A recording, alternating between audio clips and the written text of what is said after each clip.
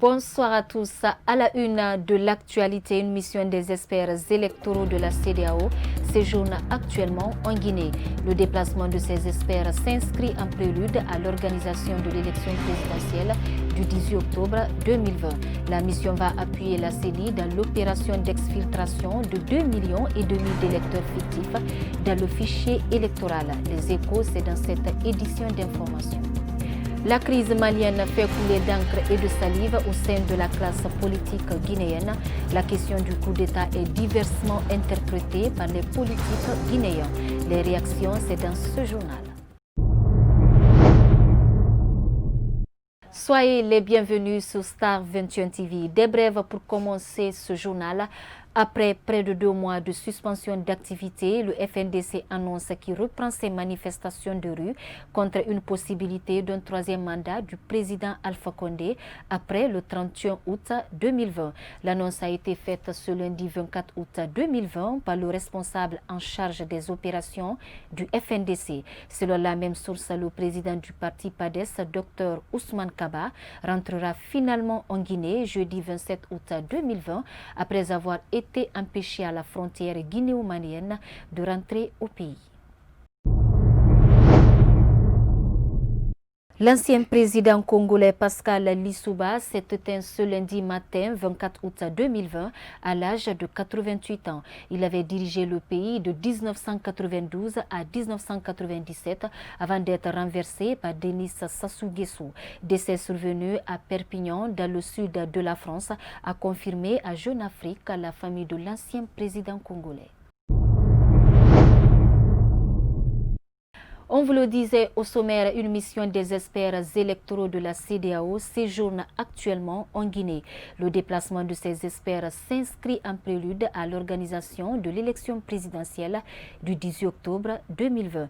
La mission va appuyer la CENI dans l'opération d'exfiltration de 2,5 millions d'électeurs fictifs dans le fichier électoral. La question divise les politiques guinéens. C'est un reportage de Noumoussou Doumbouya et Alassane Souma. Cette mission des experts électoraux consistera à appuyer la Commission électorale nationale indépendante sur les aspects techniques liés à l'assainissement du fichier électoral. Un fichier décrié depuis belle lurette par l'opposition qui dénonce la présence de plus de 2 millions d'électeurs fictifs. Pour ce partisan du parti PDN, cette mission ne changera pas grand-chose en Guinée. C'est ridicule parce que ce n'est pas la première fois qu'on annonce l'arrivée de ces experts de la CEDEAO pour venir assainir le fichier national. Ce n'est pas ni la deuxième fois, peut-être c'est la troisième fois. Et les mêmes choses se répètent. C'est que les gens là, moi je les qualifie tout simplement comme un petit clan qui sont là en train de défendre les présidents qui veulent juste rester au pouvoir pour l'éternité. Alors moi je ne peux pas les appeler la CEDEAO. C'est juste les syndicats des crocodiles présidents africains qui veulent vraiment s'éternir au pouvoir, tout simplement. Le PDN, nous avons une position catégorique. L'arrivée de ces experts électoraux intervient au lendemain d'une réunion virtuelle organisée à Abuja par le président de la commission de la CEDEAO, Jean-Claude Cassibrou. La semaine dernière, au sein de la mouvance présidentielle, l'on s'est réjoui de l'arrivée de cette mission à Conakry. La CEDEAO, la Guinée, c'est pour la CEDEAO. Par rapport à la Convention africaine, je pense que je n'ai pas un mot à dire dessus. Seulement que je suis satisfait qu'une fois que le gouvernement guinéen, le gouvernement de professeur Alpha Condé accepte encore de revoir ce fichier. Nous avons passé des élections sur ce fichier. Il faudrait que nous comprenions une chose. Sortons de l'hypocrisie, sortons de l'amalgame inutile. Si l'opposition dit qu'il ne va pas, mais l'opposition seule n'est pas, ils ne sont pas seuls des Guinéens. Il y a des Guinéens qui veulent s'exprimer. Donc tu ne peux pas inviter une personne à aller faire un concours de danse et que vous ne montez pas sur la piste, vous signez forfait. Donc l'arrivée de la CEDEAO, vraiment, je trouve que c'est tout à fait normal qu'ils viennent faire leur travail et que les élections se passent dans la paix, dans la quiétude et que les Guinéens ensemble continuent à vivre dans le bonheur. Le temps presse alors que le président Alpha Condé entretient toujours le flou sur sa candidature pour un troisième mandat. Pendant ce temps, la Cour constitutionnelle a fixé la période du dépôt des candidatures entre le 19 août et le 8 septembre 2020.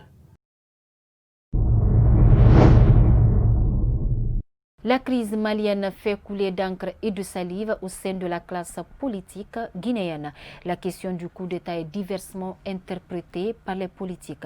Notre rédaction a rencontré le président du parti Rassemblement pour la République RPR. C'est un reportage de Yayo Moubari et Ibrahima Kalisila. Plusieurs politiciens guinéens ne digèrent pas le coup d'État au Mali. Selon eux, la prise du pouvoir anticonstitutionnel est un recul de la démocratie sur le continent africain. Après plus de 60 ans d'indépendance, c'est le cas du président de Rassemblement pour la République. Le Mali est dans une situation très compliquée. Vous savez, le Mali, depuis l'indépendance, en un jour a connu 7 présidents, mais il y a 4 qui n'ont pas achevé leur mandat. Et ça n'honore pas la démocratie malienne, mais aussi la situation actuelle ne permet pas aussi l'enracinement de la démocratie, non seulement du Mali, mais aussi de la sous-région. Vous avez vu que beaucoup de nos pays aujourd'hui, surtout les pays francophones, ont de sérieux problèmes par rapport à un troisième mandat ou autre chose. Et au sein du RPR et de la CODEP, nous condamnons fermement le coup d'État. Le temps de coup d'État sont révolus depuis 1963. Poursuivant, Diabati Doré annonce qu'il souhaite une transition de 6 mois avant de demander à la junte militaire de jouer sa partition pour la libération de Soumaïla Cissé, détenu par les djihadistes depuis plusieurs mois. Les militaires doivent tout faire aujourd'hui pour rentrer dans l'histoire. C'est vrai, ils ont achevé un travail, mais aussi désigner un civil compétent, honnête, sincère, et que les Maliens vont accepter de tous, toute la cause malienne, pour que vraiment la transition se passe très bien. Il ne faudrait pas qu'ils montrent l'impression qu'ils sont venus juste pour achever le mandat de IBK. Non, parce que le mandat de IBK restait 3 ans. Et donc aujourd'hui, il ne peut pas se permettre de dire de faire 3 ans. Ça, ce n'est pas une transition, ça c'est un mandat. Moi, je suis pour une transition de 6 mois ou de 1 an, pas plus. C'est de dire aux militaires aussi de tout faire aujourd'hui, de s'impliquer pleinement pour la libération de Soumaïla Cissé. Nous avons été très heureux, il y a de cela 3 jours, il a adressé une lettre à sa famille pour dire qu'il est en vie. Et Dieu merci, nous continuons toujours à prier pour la libération de ce grand homme, ce grand démocrate africain.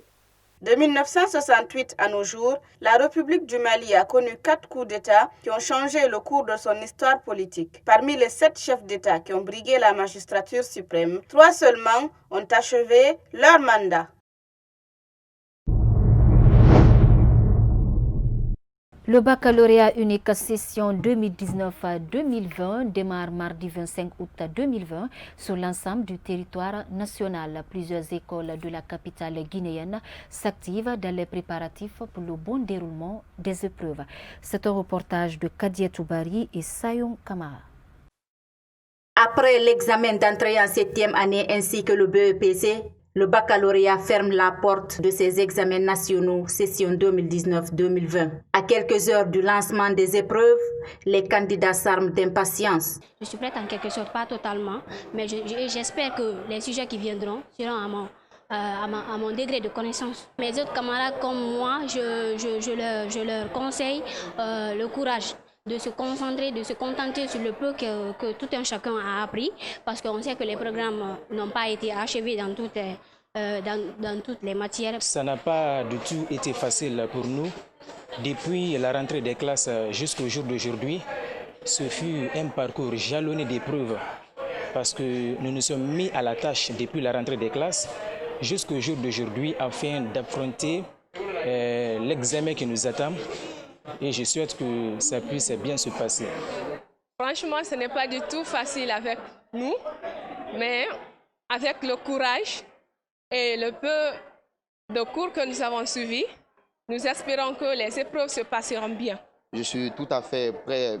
Malheureusement, les programmes n'ont pas été achevés, mais on va dire que nous sommes confiants, nous sommes tout à fait prêts pour affronter le bac.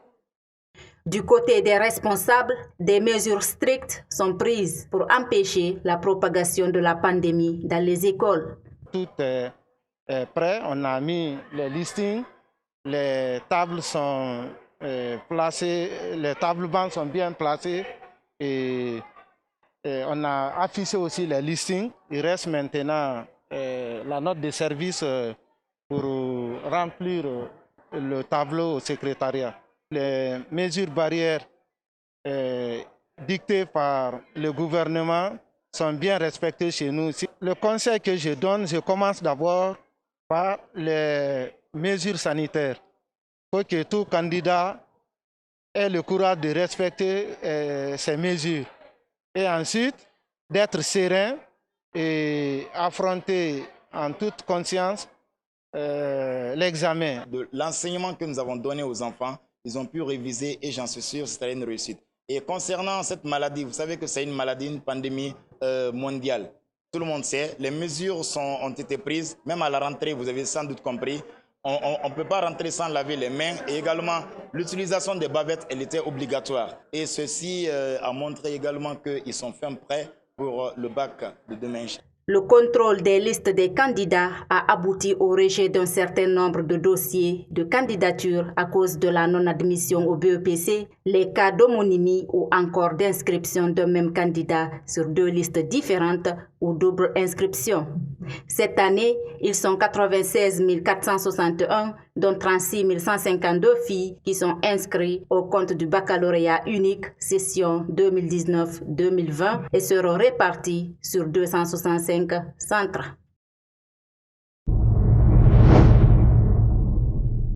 Les travaux de rénovation et d'extension de la villa des hôtes de l'Abbé, encore appelé centre d'accueil, vont bientôt démarrer. L'entrepreneur retenu pour un délai contractuel de 6 mois a reçu officiellement le site dimanche 23 août 2020 au cours d'une cérémonie présidée par le préfet de l'Abbé. C'est un financement de l'Organisation pour la mise en valeur du fleuve Sénégal. Restée longtemps abandonnée, vétuste et délabrée, la villa des hôtes de l'Abbé, encore appelée centre d'accueil, fera bientôt peau neuve. L'Organisation pour la mise en valeur du fleuve Sénégal, OMVS, vient de financer sa rénovation et son extension à hauteur de 300 millions de francs CFA pour un délai contractuel de 6 mois. Il y a d'abord les travaux proprement dits, mais il y a aussi une mission de contrôle qui doit suivre les travaux, qui a aussi un coût. Donc on peut vraiment globaliser tout à plus de 300 millions de francs CFA. Le contrat a été conclu pour une durée de 6 mois. C'est ce que je disais tantôt.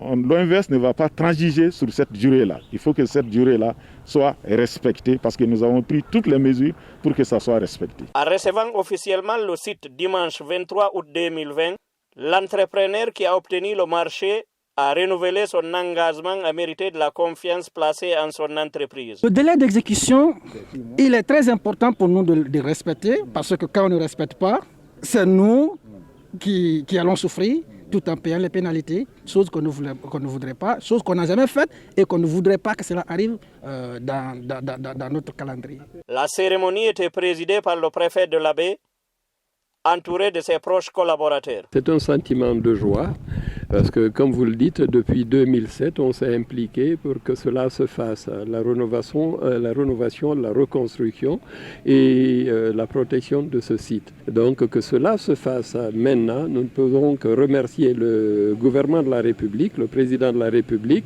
et Dieu, le très miséricordieux et le tout miséricordieux, parce que tout cela sera à l'avantage de l'Abbé. Par ailleurs, le préfet de l'Abbé a insisté sur la mise en application du contenu local dans la mise en œuvre des travaux de rénovation et d'extension de cette infrastructure qui a abrité la création de l'Organisation des États riverains du fleuve Sénégal, devenue Organisation pour la mise en valeur du fleuve Sénégal.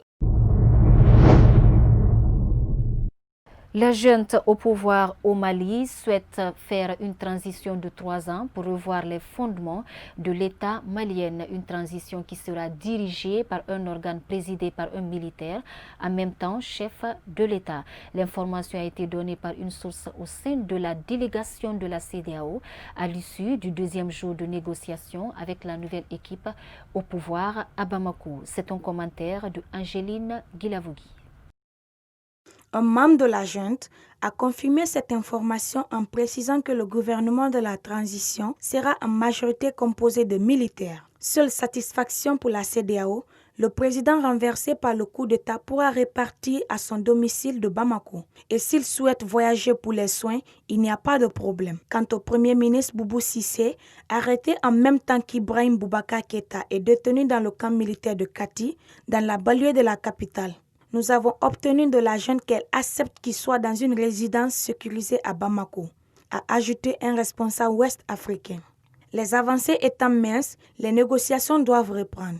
Le président de la communauté de la CEDEAO, Jean-Claude Kassi-Brou, qui espère pouvoir tout finaliser ce lundi 24 août 2020, a souligné la volonté de vraiment aller de l'avant des militaires.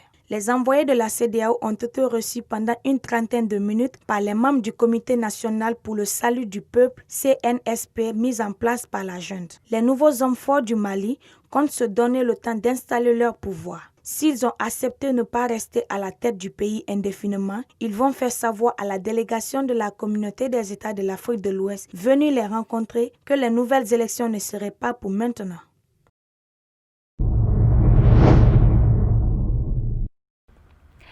À présent, vous êtes dans votre rubrique Écho dans la cité, une rubrique qui donne la possibilité aux citoyens d'exprimer leur ras-le-bol sur des sujets brûlants de l'actualité sociopolitique guinéenne. Suivi.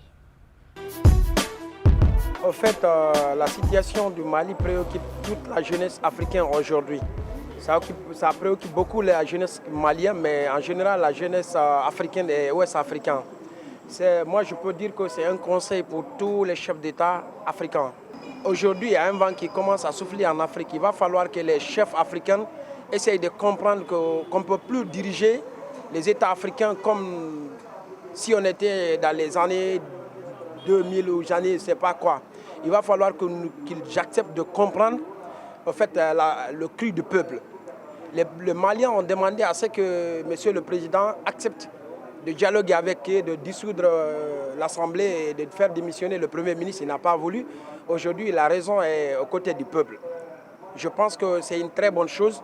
Je salue beaucoup la maturité du peuple malien et surtout le fait qu'il n'y a pas eu des effusions, qu'il n'y a pas eu de bande de sang. Ils ont vraiment mis le président Ibeka de côté et ils ont accepté de faire ce que le peuple veut.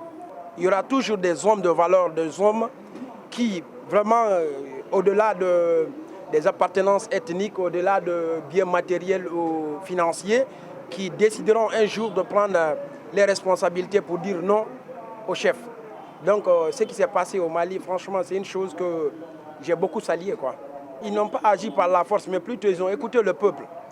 La jeunesse doit se lever, d'enlever le problème ethnique dans ce pays, de se donner la main, de comprendre que si la Guinée est bon, c'est bon pour tout le monde. Si c'est mauvais pour tous les Guinéens. Il ne faut pas que les gens se replient derrière leur ethnie ou bien leur région pour faire le choix. Il va falloir que les Guinéens conjuguent le même verbe, que nous ayons la même direction pour que réellement nous puissions triompher.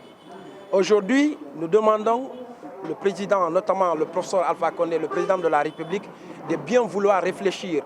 Il a mené un grand combat. Il ne faut pas qu'il mette tout ça là dans l'eau. Qu'ils acceptent de respecter la Constitution, surtout d'éviter le bain de sang dans ce pays. Il y a eu trop de morts. Il y a eu pas mal de jeunes qui sont décédés, surtout sur la bretelle Amdalaï Kabele. Et ceux qui sont morts là, c'est des gens, généralement des jeunes qui ne connaissent rien. Moi, quand même, l'affaire du coup d'État, ce n'est pas une solution. Parce que je suis contre pour le coup d'État, je suis contre. Ce n'est pas que je suis de son côté, mais malgré, je n'ai rien à dire, seulement je suis contre le coup d'État quand même. Le coup d'État, ce n'est pas la solution. Le coup d'État, je suis contre pour les putschistes. Je suis contre pour les putschistes. Franchement, ce n'est pas la solution. La solution, c'est le dialogue. Le seul héritage en commun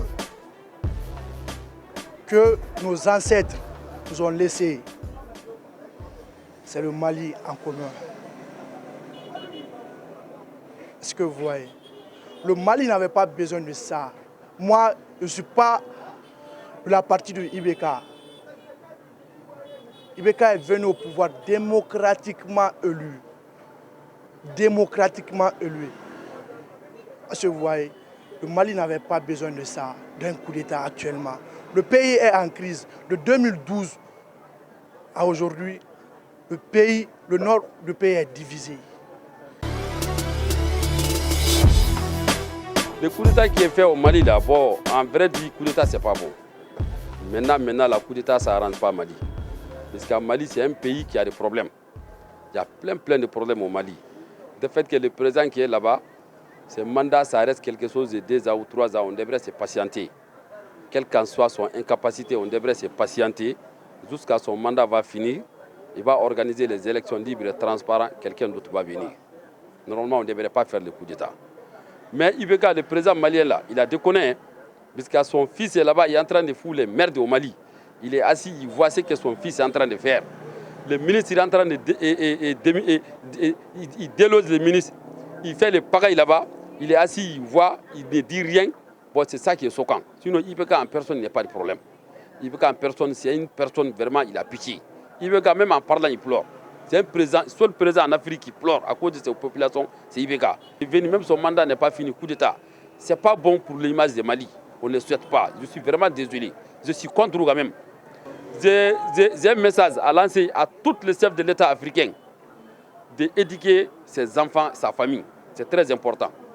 Toi, président, tu es là, tu ne satisfais pas tes populations. Mais ton fils est là aussi, emmerder les gens. C'est choquant. Le coup d'État malien, vraiment, c'est décevant. On ne pensait plus à cela en Afrique, surtout au XXIe siècle. Si l'Afrique aussi